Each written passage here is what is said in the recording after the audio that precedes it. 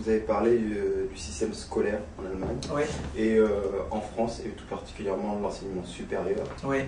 On voit qu'il connaît de profondes difficultés. Et si on se réfère au récent qui date de quelques mois, le classement Shanghai, Oui. donc, qui classe Voilà. à l'échelle mondiale les universités, Oui. on peut voir que nos établissements français, ils sont à la traîne. Voilà. Parce que ce classement, il est surtout dominé par Voilà. les universités anglo-saxonnes, Voilà. et tout particulièrement les universités américaines. Voilà.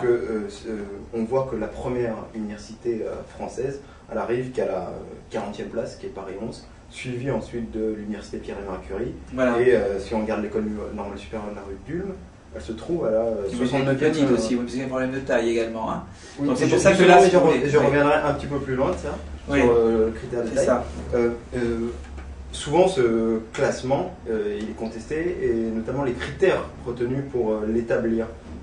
Et en fait, on aimerait connaître votre position sur le sujet. Oui, alors effectivement, le Shanghai, c'est un peu spécial parce qu'on mélange un peu des carottes et des poireaux, puisqu'on dit, voilà, classement, publication, nombre de publications dans les bons journaux, et en même temps, nombre de prix Nobel, et nombre de... Donc c'est un peu des... Et puis ça privilégie un peu les sciences dures au détriment des sciences sociales. Donc il y a différents problèmes avec ça. Et donc il y a eu d'autres indicateurs, le Times par exemple. Mais on se rend compte qu'en général, ces indicateurs vont dans le même sens que des indicateurs où on aurait juste les citations, simplement, sans rien d'autre.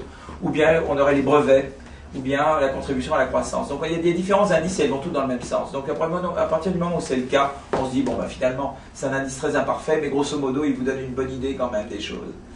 Alors maintenant, en France, pourquoi les universités font si mal? Donc d'abord, il y a des effets de taille. Par exemple, l'école normale, si elle était regroupée, ça peut faire des ensembles qui déjà montent en Shanghai. Donc là, par exemple, il y a l'initiative des universités d'excellence, j'étais dans le jury, et là, on a poussé au regroupement de grandes écoles et d'universités pour arriver à des masses critiques qui puissent concourir, qui puissent être bien classés du point de vue Shanghai. Et puis surtout, c'est pas qu'on voulait simplement un classement Shanghai, c'est qu'on voulait créer de nouvelles entités qui rivalisent avec les meilleurs au monde et qui soient dans les mêmes. Et là, on peut arriver quand même à un certain nombre disons, de centres universitaires avec des grandes écoles en leur sein qui rivalisent quand même avec de très très bonnes universités dans le monde. Donc ça, c'est une première chose.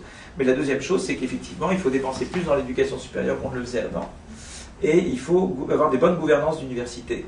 Donc moi j'ai proposé un certain nombre de règles, j'avais fait un rapport pour Valérie Pécresse l'an dernier, proposant des règles de gouvernance. Par exemple, toutes les universités qui marchent bien ont des sénats académiques, qui sont composés des professeurs qui donc gouvernent l'université avec le président, mais en même temps qui ont des conseils d'administration essentiellement avec des extérieurs, au moins la bonne moitié de membres qui sont extérieurs. Ça peut être la région, ça peut être d'autres scientifiques d'autres endroits, ça peut être des gens qui ont investi dans l'université eux-mêmes, ou d'anciens étudiants, ou voilà, qui composent le conseil d'administration et qui nomment et révoquent les présidents d'université. C'est très important qu'ils ne soient pas nommés et révoqués par leurs professeurs, parce qu'à ce moment-là, il peut y avoir une coalition de la médiocrité, où vous auriez un président médiocre qui nommerait des professeurs médiocres, qui renommerait le président médiocre. Donc ça, pour éviter ça, c'est très important d'avoir le conseil d'administration extérieur. Donc on a beaucoup poussé que les nouvelles universités qui sont en train d'être créées au terme de ces initiatives d'excellence en France soient dotées de systèmes de gouvernance qui soient l'équivalent de ces systèmes qui marchent très très bien.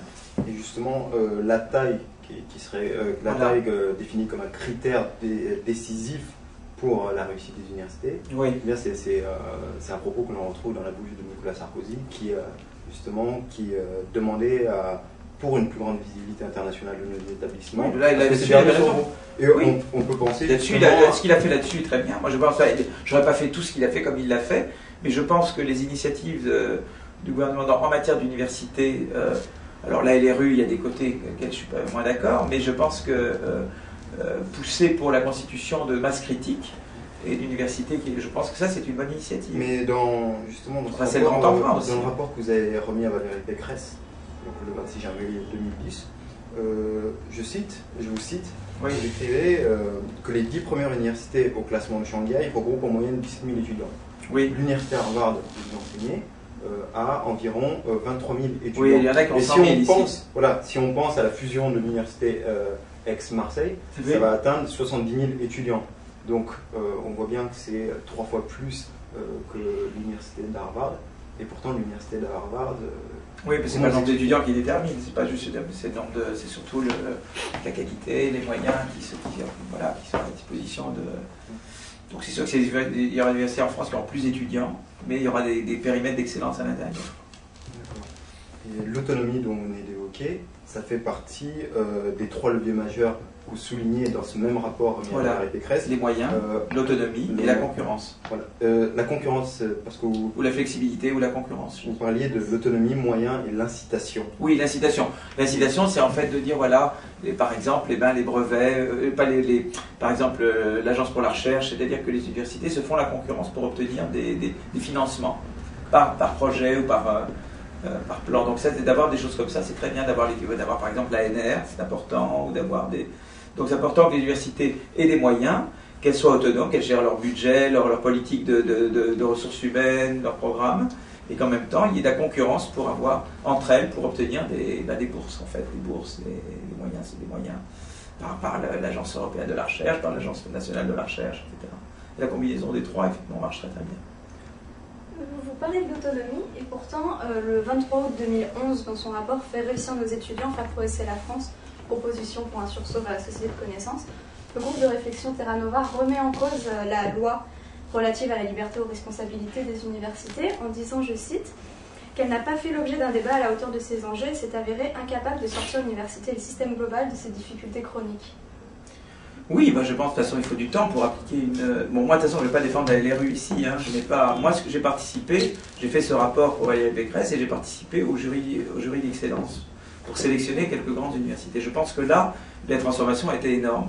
Le paysage universitaire français s'est complètement transformé. On a vu maintenant, même parmi ceux qui n'ont pas été retenus, on a vu se former maintenant des coalitions nouvelles, quoi. Le paysage universitaire a changé incroyablement depuis 4-5 ans. Donc là, on ne peut pas nier qu'il y a eu des changements très importants.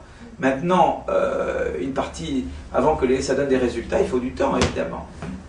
Donc, et puis les moyens n'ont pas été encore déboursés. Donc moi, je pense qu'un des problèmes, si vous voulez, donc je pense qu'il fallait secouer le prunier, ça a été fait. Je pense qu'il y a de nouvelles entités universitaires qui se mettent en place. Ça, je pense que c'est indéniable. Maintenant, ce qui est vrai, c'est que le système actuel souffre d'une superposition excessive de dispositifs entre les presses, les RTRA, les plans campus, les IDEX, les LABEX, les Equipex. Ça fait trop de choses, quoi. Il va falloir rationaliser un peu tout ça. Et deuxièmement, c'est qu'il y a très peu de moyens qui ont été en fait débloqués. Il y a eu beaucoup de moyens promis, et pour le moment très peu débloqués. Donc bon, en fait, beaucoup d'universités en fait, sont affamées, quoi, de moyens. Donc ça, je crois que c'est plutôt ça. Mais je ne crois pas que c'est le fait d'avoir fait le grand emprunt et les universités d'excellence. Ça, je pense que c'était une très bonne idée. D'ailleurs, je crois que si Hollande gagne l'élection, il continuera. Il ne va pas arrêter, quoi. Il va continuer, il va améliorer, il va introduire d'autres critères d'excellence qui sont l'excellence pédagogique, mais il va pas arrêter ce programme. Et donc on parlait de changements survenus dans le paysage universitaire.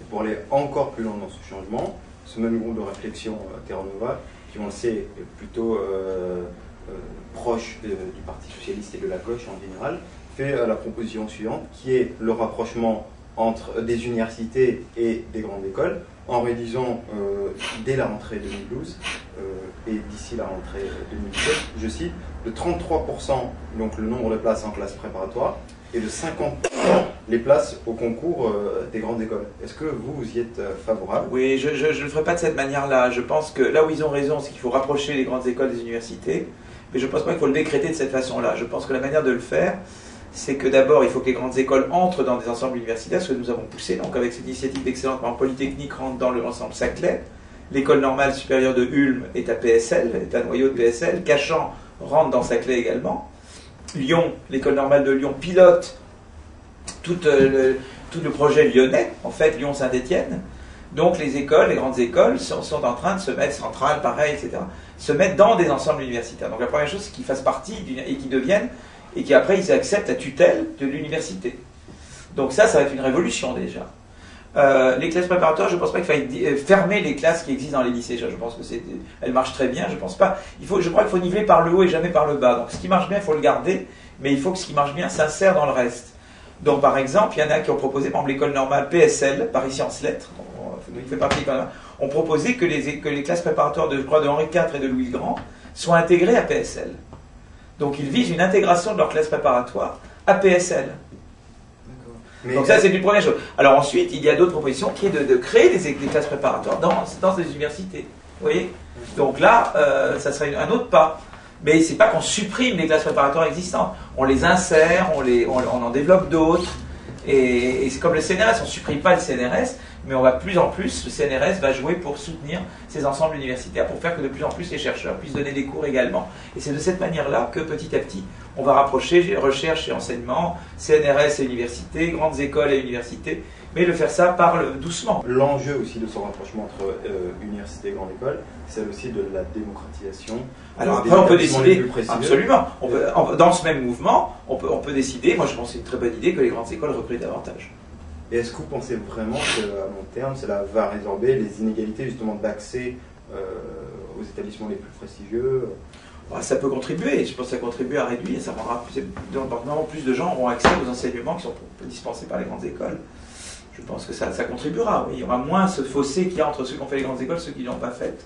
Parce qu'il y aura plus de mobilité de parcours dans l'université. Vous pouvez décider par exemple de commencer en section normale, et puis après de faire une partie grande école ou prépa grande école, ensuite vous rabattre sur à nouveau sur une formation générale universitaire. Vous voyez, je veux dire, il y aura plus de mobilité entre les grandes écoles.